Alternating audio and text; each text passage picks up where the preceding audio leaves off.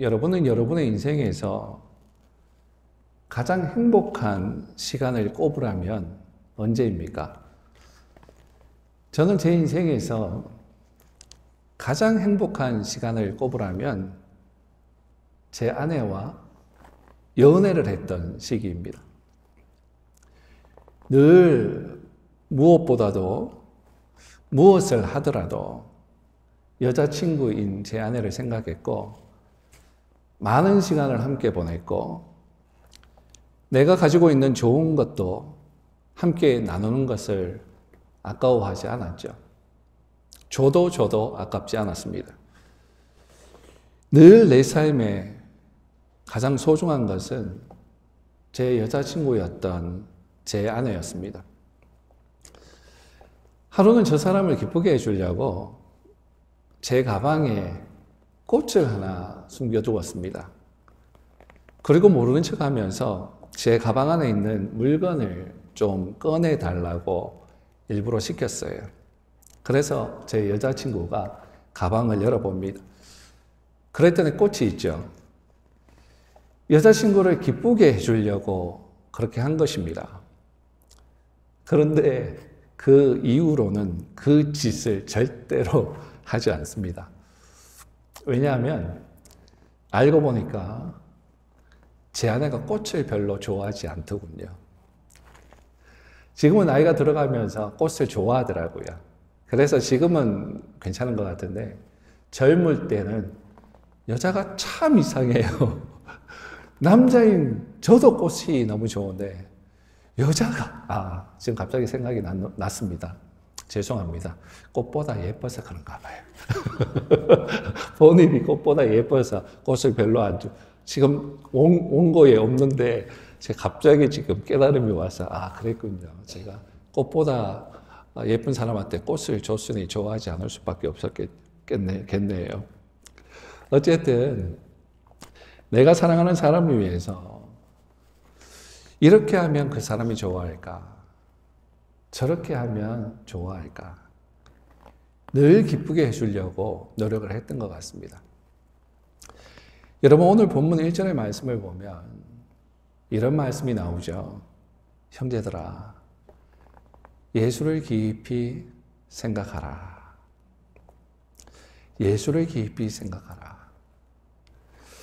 여러분 우리는 우리의 사랑이신, 우리의 연인이신, 그리고 우리의 주인이기도 하신 예수님을 내 삶에 늘 의식하고 생각하고 살아야 합니다. 예수님은 우리의 주인이시기 때문에 두렵고 떨림으로 예수님을 의식하기도 해야 하지만 또한 예수님은 우리를 너무나 사랑하시는 우리의 신랑이시기 때문에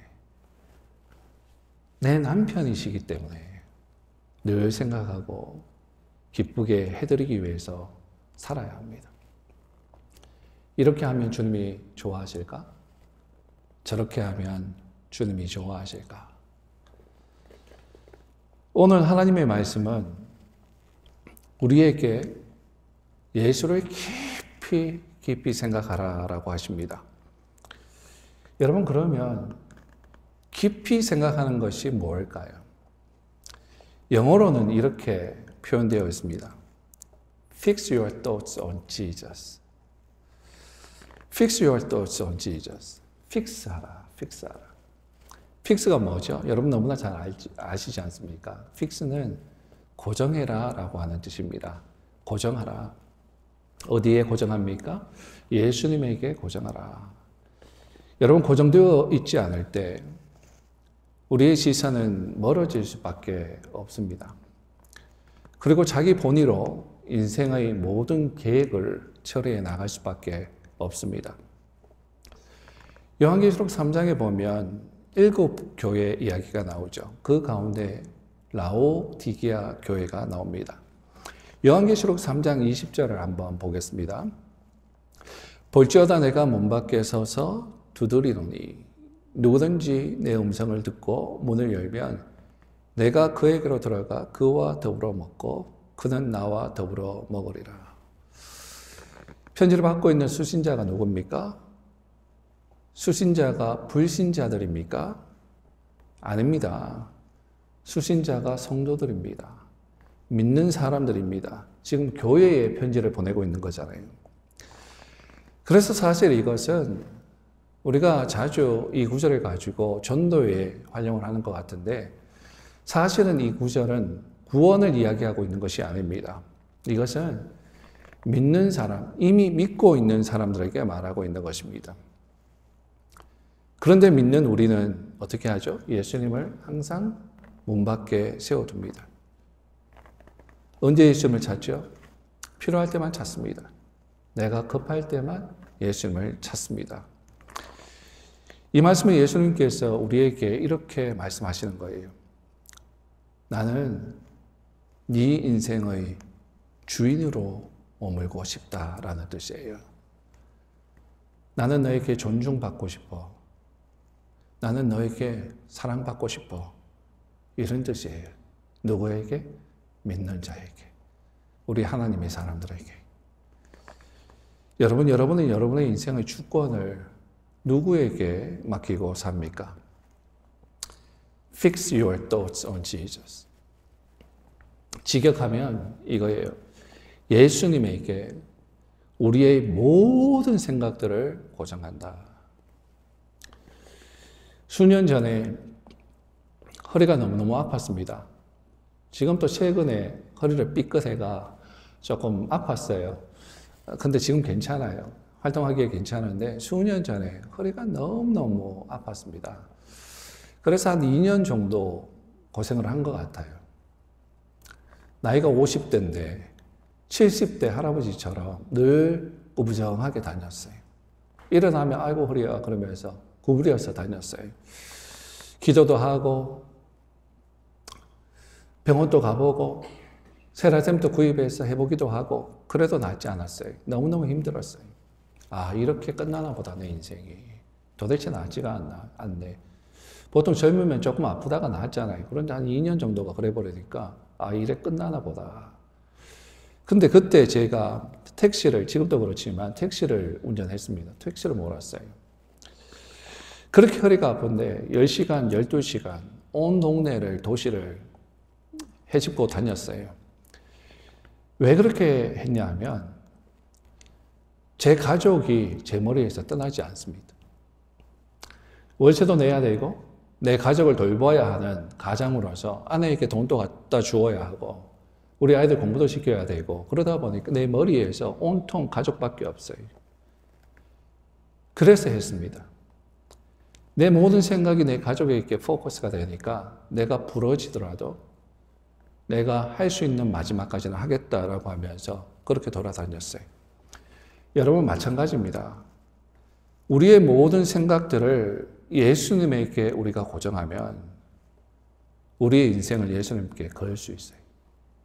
어떤 환경과 어려움이 온다고 할지라도 심지어 목숨까지 위협이 온다고 할지라도 내 머리에 온통 예수님으로 고정되어 있다면 넉넉히 이겨나갈 수 있습니다. 여러분 예수님은 누구십니까? 성경은 참 많은 부분을 우리에게 알려주죠. 그러나 오늘 우리에게 주시는 것을 공부해 보십시다. 2절을 한번 볼까요? 3장 2절.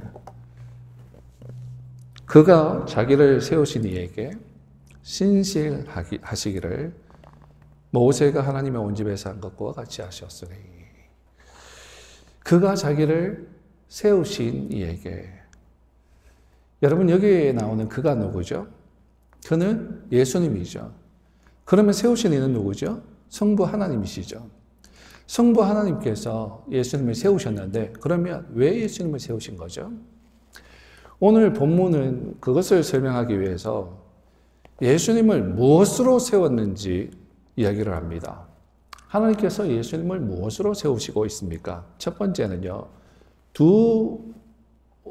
어떤 타이틀로 세우시는데, 첫 번째는, 그 다음 그림 보여주십시오. 하나님은 예수님을 대제사장으로 세우세요. 하이프리스트. 여러분, 대제사장이 무엇을 하는 사람입니까? 대제사장은 구약시대 때에 하나님과 백성들 사이에서 중보 역할을 했습니다. 어떻게 해요? 백성들의 죄를 속하기 위해서 제사를 하나님께 드렸죠. 매일매일 드립니다. 여러분, 이스라엘의 대속죄일, Day of Atonement, 히브리어로는 욤 키푸르라고 부르죠. 대속죄일이 언제입니까? 히브리역으로는 7월 10일입니다. 양력으로 하면 9월에서 10월 정도 어느 날이 됩니다. 이 대속죄일에는 대제사장이 지성소 안으로 들어갑니다. 그림을 좀 보여주세요. 그 다음 성막이 있죠. 성막이 있는데 저 휘장 사이로 성소와 지성소가 나뉘어집니다. 그죠? 지성소는 하나님의 법궤가 있는 거룩한 곳이죠. The most holy place. 그런데 그 지성소에는 아무도 들어갈 수 없어요. 대제사장 밑에 있는 제사장들은 저 성소에까지는 들어갈 수 있지만 다른 사람들 어떤 누구도 저 안에 하나님의 법궤가 있는 저 지성소 안으로는 들어갈 수가 없습니다. 오직 한 사람만 들어갈 수 있었죠. 누굽니까? 대제사장입니다. 그리고 매일 들어갈 수 없어요. 오직 대속죄일, 1년에 한 번만 들어갈 수 있습니다. 근데 들어가서 무엇을 하죠? 크게 세 가지 일을 하는데 대제사장은 대속죄일에 그 지성소 안으로 들어가서 번제단에 있는 숯, 번트 오프링 올터에서 날마다 짐승을 올려드리지 않습니까? 태우지 않습니까? 태우기 위해서 필요한 숯, coals, 그것을 타고 있는 그 숯을 향로의 센서에 담아서 지성소 안으로 들어갑니다. 그 향로를 가지고 들어가면 연기가 나겠죠. 그 연기로 법궤를 Ark of the Covenant, 그 법궤 위에 있는 속죄소, 천사 그룹 둘이 이렇게 날개를 펼치고 그 법궤를 덮고 있죠. 그죠? 그것이 속죄소라고 그러는데 그 속죄소를 가리워서 보이지 않게 합니다. 연기로. 하나님의 영광, 임재, 뭐 그런 거겠죠. 그렇게 하고 난 다음에 두 번째 다시 들어가는데 대제사장 자신의 죄를 속죄하기 위해서 하나님 앞에, 거룩한 하나님 앞에는 아무도 들어갈 수 없어요. 죄인이 하나님 앞에 서면 죽습니다. 죽을 수밖에 없어요. 거룩하신 분을 죄인은 결코 대면할 수 없습니다. 그래서 대제사장만 들어가는데 중보하기 위해서. 그런데 사람이지 않습니까? 사람이면 죄가 있죠. 그러면 죄를 해결해야 하죠. 자신의 죄를 먼저 해결하기 위해서 수송아지 한 마리를 죽입니다. 그리고 그 피를 받아서 속죄소 입구에 뿌리고 속죄소 위에 7번을 쫙쫙쫙 뿌리죠. 자신의 죄를 해결받기 위해서입니다. 그리고 난 다음에 백성들과 하나님을 중재할 수 있죠. 그리고 세 번째, 마지막, 염소 2마리를 가지고 와서 한 마리를 죽이죠. 그것은 백성들의 죄를 위한 겁니다. 그리고 그 피를 가지고 와서 속죄소 위에 뿌리죠. 그리고 나머지 한 마리는 대제사장이 안수합니다. 머리에 손을 얹고 안수하죠. 백성들의 죄를 그 염소에 전가합니다. 그리고 난 후에 그 염소, 안수받은 그 염소 광야로 보내어지죠. 이것은 죄의 공동체에서 죄의 완전한 제거를 의미하죠. 이것을 여러분 들어보셨을 거예요. 아사셀 염소. 그러면 그 염소는 광야에서 백성들의 죄를 지고 헤매고 다니다가 절벽에서 떨어져 죽든지 아니면 다른 짐승들에게, 자기보다 힘센 짐승들에게 잡혀서 먹습니다. 잡혀 먹습니다. 죽는 거죠. 헤매고 다니다가 백성들의 죄를 지고 광야에서 헤매고 다니다가 그냥 죽어요. 여러분 요한복음 1장 29절에 보면 침례 요한이 예수님께서 자기에게 오시는 것을 보면서 이렇게 이야기하죠. 보라, 세상 죄를 지고 가는 하나님의 어린 양이로다. 바로 이러한 장면을 염두에 두고 말하고 있는 거예요. 바로 예수님은 우리의 죄를 속하기 위해서 친히 자신이 제물이 되어서 속죄 제사를 드린 겁니다. 그래서 하나님과 인간 사이에서 미디에이터, 중보자 역할을 하신 거예요. 그래서 십자가에서 다 이루시죠. 제물이 되어서 십자가에서 백성들의 죄를 위해서, 우리들의 죄를 위해서, 속죄를 위해서 죽으십니다. 그리고 무덤에 장사하시죠. 그 다음에 어떻게 되죠? 승천하시죠. 어센션 하시죠. 여러분, 승천하셨다. 이 말이 무슨 말입니까? 그저 하늘로 올라가셨다라고 하는 말입니까? 그렇죠. 표면적으로는 그래요. 그러나 그 속에 담긴 의미는 이런 뜻입니다. 이 말은 하나님께서 제물된 아들을 하나님께서 위에서 받으셨다라고 하는 의미입니다. 대속의 죽음이 완료된 것을 하나님께서 이제 승인하시고 위에서 그 아들을 받으셨다라고 하는 의미입니다. 승천은 굉장히 중요한 대속의 과정이에요. 그 모든 제사를 하나님이 억셉하신 거예요. 오늘 본문은 이것을 설명하면서 예수님과 모세를 비교하고 있죠. 여러분, 모세가 누굽니까? 이 당시 유대인들은 모세를 어떻게 생각했느냐 하면 모든 피조물 중에서 가장 뛰어난 존재가 두 존재가 있는데 그들이 바로 천사와 모세였어요. 지난번에 천사 숭배 설교 한번 했죠. 그죠? 천사를 숭배합니다. 가장 뛰어난 존재로 생각하고. 그리고 또 하나가 바로 모세입니다. 여러분, 왜 그렇게 했을까요? 모세가 도대체 누굽니까? 모세는 이렇게 칭송받을 수밖에 없는, 심지어 숭배받을 수밖에 없는 존재처럼 보이죠. 모세는 애굽에서 백성들을 이끌어낸 최고의 지도자입니다. 어떤 지도자보다 가장 강력하고 위대한 지도자입니다. 그리고 하나님과 직접 대면한 사람이죠. 그리고 하나님께 율법을 직접 받아서 백성들에게 준 사람이에요. 유대인들에게 구약의 율법은 그들에게 전부였어요. 그런데 이런 대단한 사람인 모세도 하나님의 집의 일부분에 불과하다라고 오늘 본문은 말하고 있는 것입니다.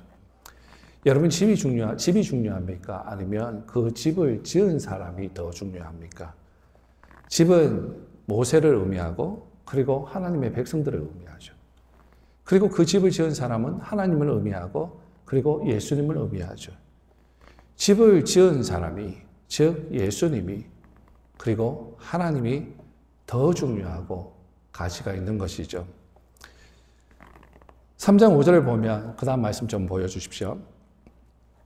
또한 모세는 장래에 말할 것을 증언하기 위해서 하나님의 온 집에서 종으로서 신실하였고, 장래에 말할 것을 증언하기 위해서. 무엇을 증언하기 위해서 모세가 그렇게 했다고요? 장래에 말할 것을 증언하기 위해서. 여러분, 이 장래가 뭡니까? 이 장래는 신약입니다. 즉 오실 예수 그리스도를 말하고 있는 거예요. 오실 예수 그리스도를 증언하기 위해서 어디에서? 그리고 무엇으로 faithful, 신실, 즉 충성했다라고 얘기합니까? 어디에서? 하나님의 온 집에서. 이것을 영어로 보면 더 쉽게 이해할 수 있는데 In all God's house라고 번역하죠. God's house. 하나님의 집. 하나님의 집이라는 것은 단순한 건물을 지금 이야기하고 있는 것이 아니라 하나님의 백성들을 의미하고 있는 것입니다. 그런데 어떤 전치사를 썼죠? in이라고 하는 전치사를 썼어요. In all God's house. 무슨 이야기냐면 그들이 그토록 숭배하는 이 모세도 그 집안 안에 소속되어 있다라는 것입니다. 하나님의 백성들 가운데 모세도 소속되어 있다는 거예요. 즉 모세도 하나님의 백성들 중 한 사람일 뿐이에요.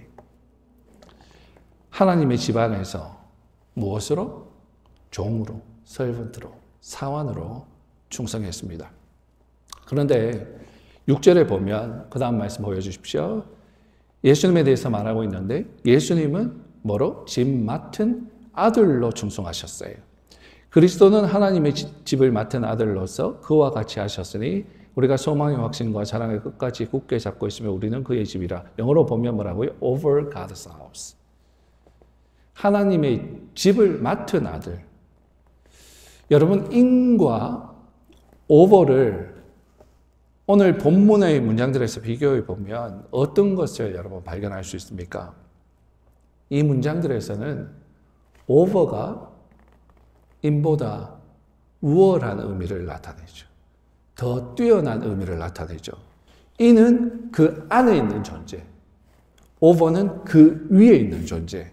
무슨 얘기입니까? 즉 예수님은 모세보다 우월하신 분이다 라고 하는 메시지를 던져주고 있는 거죠. 왜요? 왜 그런 메시지를 히브리 기자는 주고 있죠? 왜냐하면 자꾸 그 시대의 성도들이 유대교회에서 어렵게 진리를 알아서 복음을 알아서 기독교로 개종해 놓고서는 핍박이 있어서 힘드니까 다시 옛날로 돌아가려고 합니다. 그래서 실제로 다시 유대교로 돌아가는 일들이 생겼고 모세의 율법으로 돌아가는 일들이 생겼고 그래서 히브리서 기자가 이렇게 이야기하는 거예요. 우리 힘내자. 더 좋은 천국의 소망을 가지고 우리 이겨내자. 모세보다 우월하신 예수님께 고장하자라고 격려하고 있는 것입니다. 사랑하는 여러분, 우리도 이렇게 이 세상을 살아가다 보면 힘들고 지치고 그래서 포기하고 다시 옛날로 또는 옛날 본성으로 돌아가고 싶을 때가 참 많습니다. 그럴 때마다 우리는 우리의 모든 생각을 예수님께 고정해야 돼요. 여러분들은 힘들고 어려운 일이 생길 때 어떤 방법을 쓰십니까? 술 한잔 하십니까? 아니면 좀 잊자. 너무 힘들어 좀 잊자. TV 드라마에 올인하십니까? 저는 이 두 가지 방법 다 사용해 봤어요. 대학교 들어가서 일반 대학교 다녔기 때문에 그때 처음 이제 술을 많이 마셨어요. 그래서 그때 또 동시에 하나님께서 믿음을 엄청나게 자라게 해주셔서 은혜를 주신 거죠. 믿음도 엄청나게 자라고 옛날 습성도 엄청나게 계속 끊지 못하고 자라고 있었고 그래서 좀 어렵고 힘든 일이 있으면 늘 포장마차에 가서 앉아있는 제 모습을 보곤 했습니다. 그런데 돌아보면 그 포장마차에 앉아있던 그 행위로 인해서 내가 해결받았는가 그런 것도 하나도 없는 것 같아요. 그리고 세월이 좀 흘러서 술은 완전히 끊어냈죠. 하나님의 말씀이 들어가고 신앙이 자라기 시작하니까요. 이 술이라고 하는 죄가 저를 못 견디게 만들더라고요. 하나님이 얼마나 근심하게 하는지 끊어낼 수밖에 없었습니다. 단숨에 못 끊었어요. 계속 포기하고 그러다가 끝까지 하나님께서 허락해 주신 거고 끊었어요. 지금 안 먹습니다. 오해하지 마십시오. 그리고 이후에 목회를 실컷 하고 목회를 하면서 너무너무 번아웃이 되고 힘들어지고 건강을 잃어버리고 사람들에게 교회만 생각하면 막 그냥 미치질 것 같은 그래서 사임을 했죠. 사임을 하고 너무너무 힘들어서 교회 생각하기도 싫었어요. 예수님이 싫은 게 아니라 교회 성도들 교회만 생각하면 제가 미쳐가는 거예요. 그래서 어떤 목사님들이 저에게 연락해서 교회 얘기하면 교회 얘기만 나오던데 제가 너무 힘들어서 저한테 교회 얘기하지 마십시오. 그랬다고요. 그래서 너무 힘들어서 사임하고 집에 와서 있고 싶은데 그냥 아무 생각 없이 어디에 내 마음을 집중하고 싶어서 그때 TV 드라마를 한번 정해놓고 한번 이거에 집중해보자. 그냥 잊어버리고 싶어서 집중했어요. 일주일 내내 막 TV 드라마만 보고 있습니다. 그때는 잠시 잊혀지는 것 같았어요. 그런데 돌아보니까요. 더 저의 상황을 악화시키고 있는 것을 발견합니다. 여러분, 세상의 방법은요. 진정 우리를 위로해 줄 수 없어요. 우리를 만족해 줄 수 없어요. 잠깐은 좋을지 모르지만, 마약도 잠깐은 좋을지 모르지만 사람을 완전히 망가뜨리죠. 잠깐은 좋을지 모르지만 우리의 근본적인 문제를 해결해 줄 수 없습니다. 근본적인 문제를 해결해 주실 수 있는 분은 오직 예수 그리스도밖에 없어요. 이것은 제가 교과서에서 배워서 여러분들에게 말씀드리는 것이 아니라 제 삶을 통해서 하나님께서 가르쳐 주신 경험을 통해서 저는 확신하게 말할 수 있는 내용들입니다. 절대로 세상의 만족은 우리를 위해 줄 수 없습니다. 예수밖에 없어요. 예수밖에. 여러분, 옛날로 돌아가려고 하십니까? 하나님께 은혜를 받아놓고 옛날로 자꾸 돌아가려고 하십니까? 옛날의 나의 인격, 습성을 자꾸 드러내려고 하십니까? 여러분, 그러시면 안 돼요. 주님께 나오셔야 돼요. 결단하고 주님께 나오셔야 돼요. 그리고요, 교회로 나와서 아픔을 토해내야 됩니다. 주님 앞에 울부짖어야 합니다. 토해내 오시면, 그러면 어떤 일이 생기는가? 하나님의 평강이 여러분들의 마음과 생각을 지키실 거예요. 하나님의 평강이 여러분들을 건드리기 시작하면 어떠한 것도 비교할 수 없는 마음의 평안이 옵니다. 해결이 됩니다. 평안은 하나님의 응답이에요. 그리고 하나님이 이끌어 가세요. 여러분의 모든 문제를 해결해 주세요. TV 드라마 한번 보고 있어 보세요. 그 다음에 또 내가 해결해야 돼. 하나님께 나와보세요. 하나님이 해결해 주십니다. 이 원리를 여러분 꼭 기억하시고 하나님을 붙들고 사는 인생 될 수 있기를 바랍니다. 그리고 두 번째는요. 그림 보여주세요. 하나님은 예수님을 무엇으로 세우시죠? 사도로 세우셨어요. 사도는 헬라어로 아포스톨레스입니다. 아포스톨로스입니다. 이 말의 의미가 뭐냐 하면 보냄을 받은 자라고 하는 뜻입니다. 요한복음 17장 3절을 보면 예수님을 아버지 하나님께서 보내신 자로 묘사하죠. 그런데 사도로 세우심을 받고 보내심을 받은 예수님께서도 동일하게 이 땅에 오셔서 뭘 하시죠? 12사도를 세우시고 그리고 보내세요. 그렇죠? 그리고 그 사도들을 통해서 예수님께서 무슨 일을 하시죠? 크게 두 가지를 하였다라고 여러분들에게 말씀드렸죠. 기억하시죠? 첫 번째는 성경을 완성시켰다. 사도를 통해서 구약의 선지자들의 구약과 사도들의 신약을 통해서 성경을 완성시키죠. 그리고 또 하나는 뭐냐 하면 기억하시죠? 교회를 세우셨다. 교회를 세우세요. 교회는 헬라어 단어로 에클레시아라고 하는 단어입니다. 에크라고 하는 단어와 칼레오라고 하는 단어가 합성되어서 만들어진 단어인데 에크는 무엇으로부터 밖으로라고 하는 뜻이고 칼레오는 부르다, 초대하다라는 뜻입니다. 그래서 에클레시아는 하나님으로부터 불러냄을 받은 사람들의 모임이다라는 뜻입니다. 즉 교회는 하나님으로부터 불러냄을 받은 사람들의 모임이에요. 우리의 모임이 교회라는 것이에요. 아시겠죠? 그런데 교회의 머리가 누구라고요? 예수님이시다. 교회의 머리는 예수님이다. 골로새서 1장 18절 말씀. 그 다음. 그는 몸인 교회의 머리시라. 그가 근본이죠. 죽은 자들 가운데서 먼저 나신 이시니 이는 친히 만물의 으뜸이 되려 하시며. 누가 교회의 머리라고요? 예수님이라고 성경은 분명히 얘기합니다. 그런데 여러분, 예수님이 교회의 머리인데 근데 왜 자꾸 우리가 머리가 되고 우리가 대장질 하려고 그럽니까? 여러분, 머리 없는 몸이 가당차게 나갑니까? 상상해 보세요. 그림이 있는데 머리가 없어요. 이게 정상입니까? 정상이 아니죠. 이 흉측하죠. 머리가 없어졌다. 흉측한 거예요. 사람의 몸을 한번 생각해보면 머리가 없다. 흉측하죠. 몸은요, 그런데 조금 데미지가 있어도 괜찮아요. 장애인으로 살아가면 돼요. 팔 하나가 없으면 팔 하나 없는 불편함으로 살아가면 돼요. 살아는 있죠.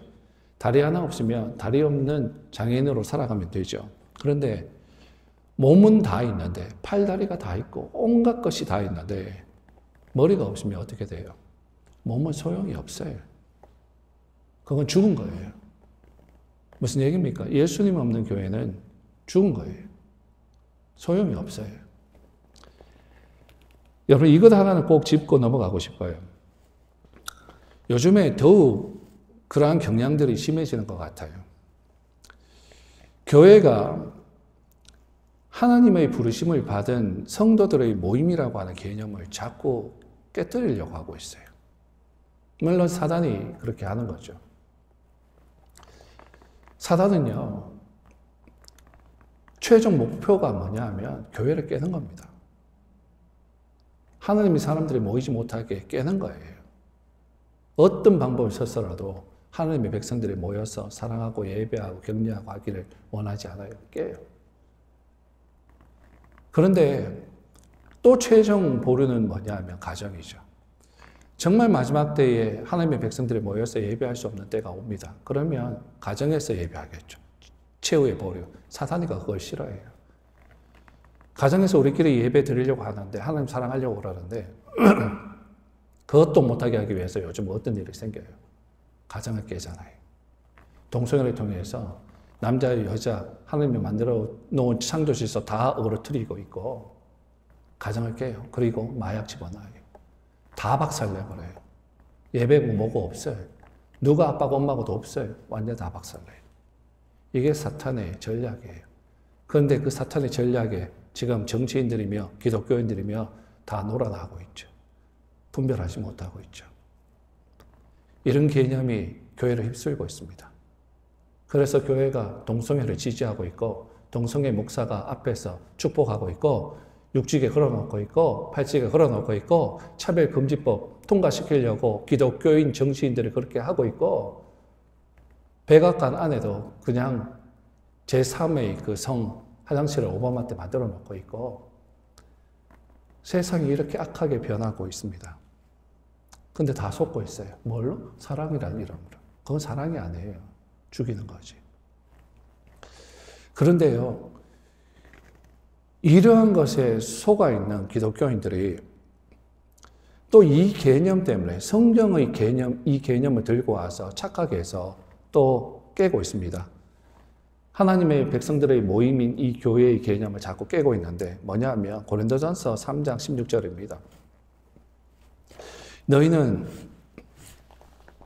너희가 하나님의 성전인 것과 하나님의 성령이 너희 안에 계시는 것을 알지 못하느냐?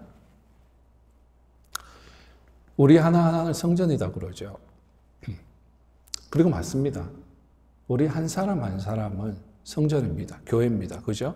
그런데 그래서 안 모이겠다라는 거예요. 내가 성전인데 뭐 굳이 교회 가나? 근데 여러분 이 말씀이 그런 의미로 적용해라고 주신 말씀입니까? 오히려 히브리서 기자는 이렇게 경고해요. 히브리서 10장 말씀, 그 다음 말씀 보여주십시오.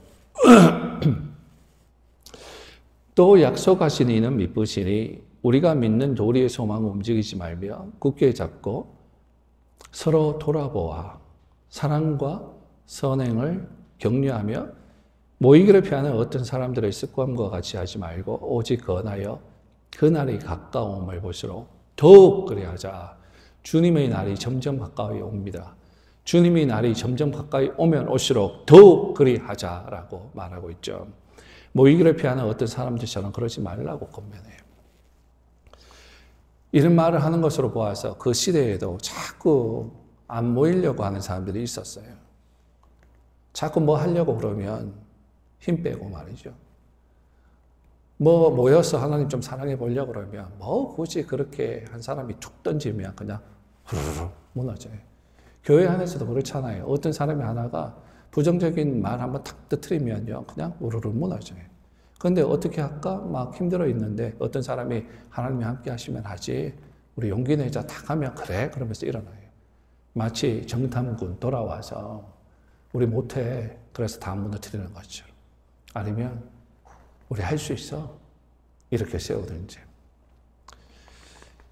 여러분들은 어느 공동체에 가든 부정적인 씨앗을 자꾸 뿌리지 말고 하나님의 이름으로 예수님의 이름으로 사람들을 격려하고 세울 수 있는 부르심을 받은 사람들 될 수 있기를 바랍니다.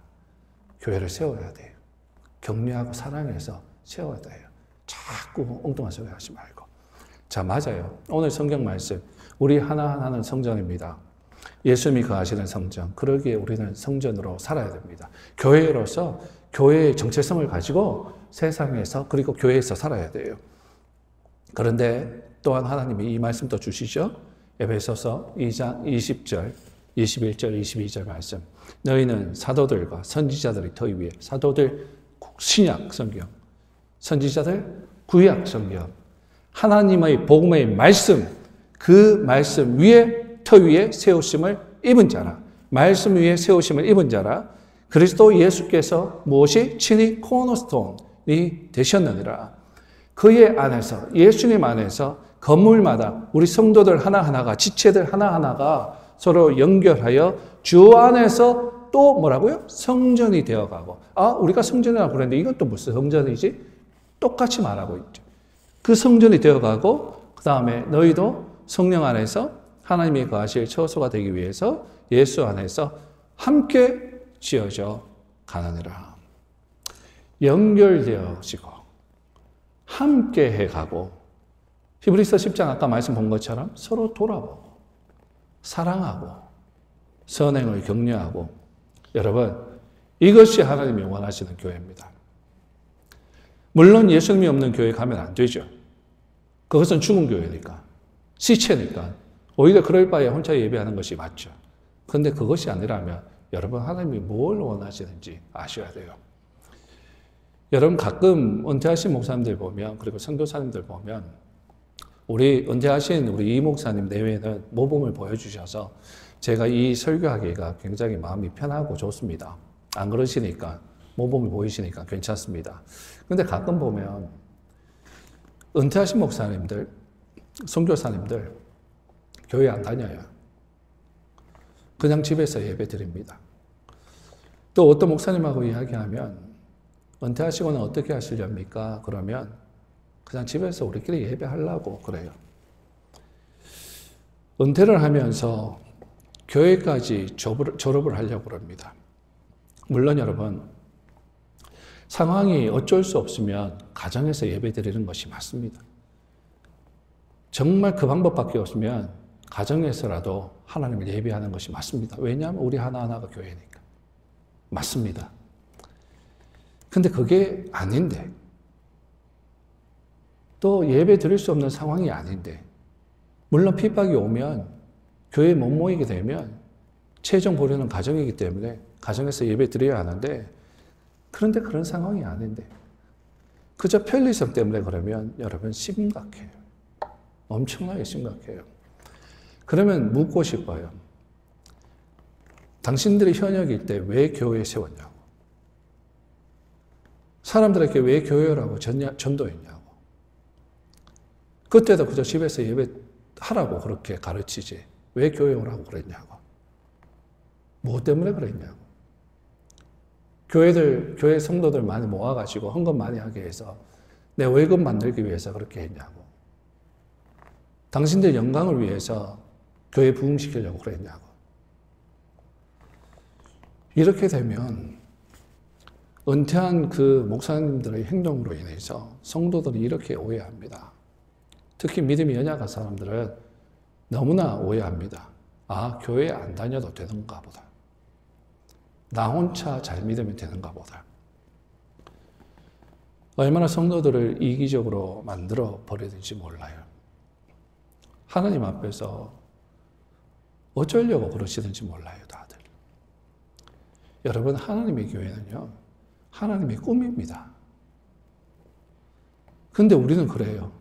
꿈 깨세요, 하나님. 사랑하는 여러분, 우리는 균형 잡힌 신앙이 너무너무 필요합니다. 제가 대학교 다닐 때 대표적인 선교단체가 두 개가 있었어요. 하나는 뭐냐면 여러분 들어보셨는지 모르겠어요. 예수전도단, YM이라고 있어요.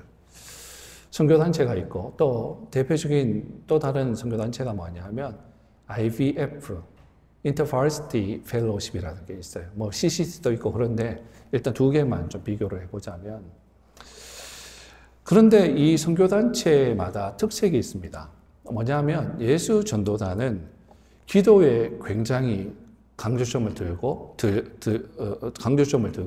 열심히 기도하죠. 우리가 배울 점이죠. 근데 IVF는 성경 공부에 굉장히 강조점을 둡니다. 열심히 성경 공부해요. 하나님의 말씀 우리가 배운다. 다 좋은 거죠. 그죠?